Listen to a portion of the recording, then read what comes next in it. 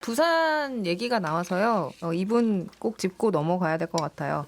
부산 수영의 무소속 장해찬 후보. 네. 국민의힘 당에서는 지금 이렇게 뭐 적극적으로 더 얘기를 하고 싶어도 못하고 참 뭐 답답한 것처럼 보이는데 어떤 상황입니까? 적극적으로 제가 얘기했습니다. 네. 지난주에 맞아요. 제가 얘기한 게 굉장히 화제가 네, 돼서 네. 뭐 기사도 많이 났는데 예, 예. 저는 장해찬 후보가 대승적인 판단 또 선당후사의 자세로 지금이라도요. 사전투표 이미 시작됐는데. 하는 게 우리 당을 위한 또 그분의 평소 갖고 있었던 우국 충정을 실현한 일이라고 생각합니다. 지금 이거 여론조사 결과 러프하게 얘기해도 되죠. 제가 말씀드릴게요. 예, 대략 부산 수영구 오차 범위 내에서 지금 1, 2, 3위가 고착화돼 있단 말이에요. 지금 근데- 정확하게 말씀드릴게요. 네. 부산 수영구 여론조사 결과인데요. 조원 CNI가 스트레이트 뉴스에 의뢰한 결과고요. 2일부터 3일 무선 ARS 방식으로 진행됐습니다. 유동철 후보 37.5% 민주당, 정현욱 후보 35.3%, 장해찬 후보가 18.6%예요. 네. 그러니까 이게 시간이 갈수록 국민의힘 지지자들은 장해찬 후보를 뽑고 싶은 마음도 있겠지만 장해찬 후보를 뽑으면 국민의힘 후보가 되지 않겠다라는 위기감이 작동하기 때문에 네. 2위였던 정현욱 후보의 지지율이 높아진 거라고 생각되거든요. 그런데 장해찬 후보 입장에서 보면 이거 18.6%가 결코 가벼운 숫자는 아니잖아요. 고무대에서 계속 하고 싶을 것도 같아요. 그건 개인적인 입장에선 그럴 수 있을 것 같지만 정치는 개인이 하는 게 아닙니다. 우리 정당과 자기와 뜻을 같이 하는 동지들이 같이 하는 건데 무소속이잖아요. 물론 이미 뭐 지금 나와버려가지고. 무소속입니다만 예. 우리 정당에서 최고위원을 지냈고 윤석열 대통령의 청년 참모 1호라고 하는데 우리 당이 굉장히 어려운 선거를 치르고 있는데 여기가 혹시 이런 그 판단에 의해서 한석을 우리가 국민의힘이 잃어버리게 된다면 당이 입는 그 치명상을 장해찬 후보가 좀 고려해야 될 거다라고 생각하고 있습니다. 저는 그래서 장해찬 후보에게 대승적 차원의 사퇴를 뭐 공식적인 자리에서도 말씀드렸는데 장해찬 후보가 현명한 판단을 내릴 것을 아직도 기대하고 있습니다. 근데 장 후보가 사퇴를 안 하더라도 그냥 국민의힘이 뭐 근소한 차로라도 이길 수 있는 가능성은 얼마 정도로 전망하고 계세요? 굉장히 희망하고 있습니다. 만약에 사퇴하지 않더라도 우리가 당선되는 것을 그럴 가능성들도 전 계속 커지고 있다고 생각해요. 제가 생각했던 것보다 지금 정현욱 후보가 많은 그 지지율을 얻고 오차 있거든요. 범위 내에 아주 오차 범위니까. 적자니까요. 이게 격차가 좀 있었는데 선거가 다가오면서 따라가고 있는 거거든요. 그래서 아마 국민의힘 지지자들이 전략적으로 판단을 할 거라고 생각이 들어요. 그렇게 되면 정현욱 후보가 충분히 역전도 할 수 있다. 이렇게 기대하고 그러니까 오히려 있습니다. 이 장해찬 후보 때문에 잃을 수도 있으니까 이제 표심이 오히려 정현욱 네, 후보 그렇죠. 도와주자 뭐 이렇게 갈 수도 있다 이런 분석을 내놓으신 걸로 그러면 뭐 장해찬 후보는 완주를 할 것으로 보세요 아니면 그러니까 희망과 그런 경우면 별개로 완주를 별개로. 하죠. 그런 경우면은 그건 차선이고요. 이런 지금 완주를 네. 하지. 최선은 장해찬 후보가 사퇴를 해서 우리가 무난히 한석을 얻는 게 최선이고 차선이라면 국민의힘 지지자들이 전략적 판단에 의해서 정현욱 후보의 표를 실어줘서 정현욱 후보가 당선이 되는 게 차선이고 만약에 최악의 경우에 우리 두 후보가 다 안 되고 민주당 후보가 된다면 그래서 아주 곤혹스러운 결과 장해찬 후보도 앞으로의 정치적 미래 장담하기 어려울 것 같은데요. 그럼 yes or no로 당에서 연락을 직접 넣은 적은 있습니까 장 후보에게? 제가 넣은 적은 없습니다. 알겠습니다. 네, 장해찬 후보 얘기 여기까지 듣고요. 광고 듣고 와서 이어가도록 하겠습니다.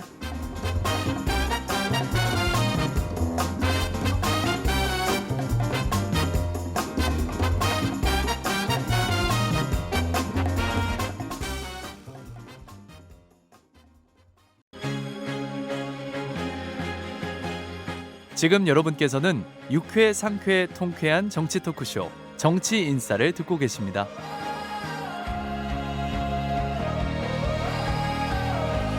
네, 정치인싸 2부 이어가도록 하겠습니다. 1부에서 한참 이제 부산 수영의 무소속으로 출마한 장해찬 후보 얘기하고 있었는데요. 5680님께서 방송으로 본 장해찬 후보 양보 안 할 것 같은데요. 이렇게 네, 전망을 해주셨는데 자 그러면은 뭐 장해찬 후보가 완주한다는 가정하에 민주당은 결과를 어떻게 점치고 계세요? 그러니까 이제 부산 수영 같은 경우는 전통적으로 24년간 그냥 국민의힘 그냥 보수 측에서 독식했던 곳이에요. 그러니까 감히 쳐다보지도 못했던 것이죠. 그랬는데 장해찬 후보가 무소속으로 나오면서 자기 정치를 하겠다고 결단한 거잖아요. 그러니까 국민의힘의 접근법이 조금 좀 부족하다. 말하자면 여기를 뭐 러프하게 놔두면은 나중에 보수층이 집결을 해서 정현호 후보에 대해서 마지막에 결국 이길 것이다라는 것인데 보수층이 집결이 박박된 게 지금 현재 상황이라고 봐요. 아 여기가 이제 최대치다. 최대치죠. 다 긁어 모아서 가는 것이고 우리 민주당의 후보도 거기에서 굉장히 지역 밀착형 후보로서 나름대로 경쟁력이 있는 분인데 너무 그 수용구의 판세를 너무 가볍게 보는 게 아니냐. 결국에는 장해찬이 끝까지 완주하느냐 안 하느냐에 따라서 완주하면요. 이 수용구는요 정말 이 24년 만에 천지개벽이 일어날 수 있는 어떤 결과가 있기 때문에 국민의힘 여기를 얻으려면 근데 한석이 나중에 개헌전선이 될 수 있거든요. 그래서 무슨 말씀하실지 알 것 같아요. 민주당 후보 이름이라도 한번 얘기해줘야 되는 거 아닙니까? 장해찬 후보에 대한 어떤 신경을 써주시라. 근데 한동훈 비대위원장의 행보가 묘해요. 묘해요. 저번에도 부산 수영을 빼놓고 부산 갔다 왔거든요. 그러니까 이번에도 또 부산 수영을 안 간다는 거잖아요. 왜 그럴까? 대변인님 왜 그렇습니까? 정현호 후보 왜 지원 요새 안 갑니까? 대변인님 괴롭히지 마세요. 저는 왜 그러세요? 잘 모르겠습니다. 모르겠습니다. 그래서 뭐 일정을 네. 짜고 있는데 아마 네. 이동 동선들을 고려했을 거라고 생각합니다. 네, 알겠습니다. 알겠습니다. 부산 수영 얘기는 좀 여기까지 하고요.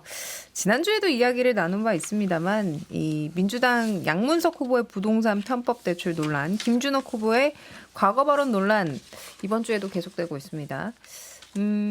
비판적으로 보는 분들 입장에서 제가 좀 질문 대신 드려볼게요. 민주당은 왜 이렇게 정확하게 선을 못 긋는 겁니까? 현실적인 부분이 크죠. 그러니까 지금 전체에 있어서 두 후보가 억울하다라고 하는 어떤 당내 분위기는 1도 없지요. 잘못했다. 국민 높이 안 맞다. 후보로서 굉장히 그 거취를 고민할 정도 수준의 무거운 어떤 일들이다. 양문석 후보는 지금 최근에는 이제 금감원에서 결과가 나왔잖아요. 발표한 거는 불법으로 규정이 됐고 예. 김준혁 후보는 뭐 이대에 대한 그런 좀 부적절한 발언, 제가 그 김준혁 후보에 대해서 뭐 이렇게 정확하게 얘기하기가 그래요. 네, 네. 좀 발언 들이 자체들이 많죠. 그렇잖아요. 많고 단어들이 특정하기도 좀 예, 좀 그래서. 말하기가 좀 곤란한 그런 발언들이 계속 나오다 보니까 리스크는 쌓여가는데 현실적으로 이번 선거에 있어서의 정권 심판론은 제1당이 되는 게 중요한 게 아니라 범정권에서 민주당이 어떤 축을 잡느냐가 숙제입니다. 그래서 의석수 확보입니다. 그러니까 180석, 189석, 198석 범야권이 되는 거는요. 150석 하는 거랑 큰 차이가 없어요. 중요한 건 정권 심판을 하고 윤석열 정부의 이런 무도한 국정 운영, 그다음에 끊임없는 거부권 행사 이런 거를 막으려면 200석이라는 개헌 저지선을 뚫을 수 있는 그 의석이 필요합니다. 그래서 현실적으로 지금 수원정과 안산 상록각 같은 경우는 또 후보가 국민의힘 후보 하나밖에 없어요.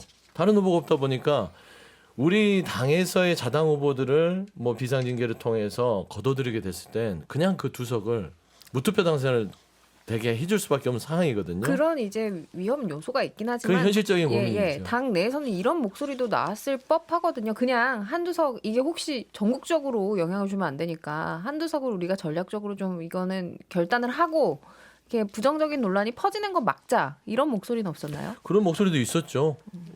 있었는데 영향이 없을 거라고 생각하지 않습니다.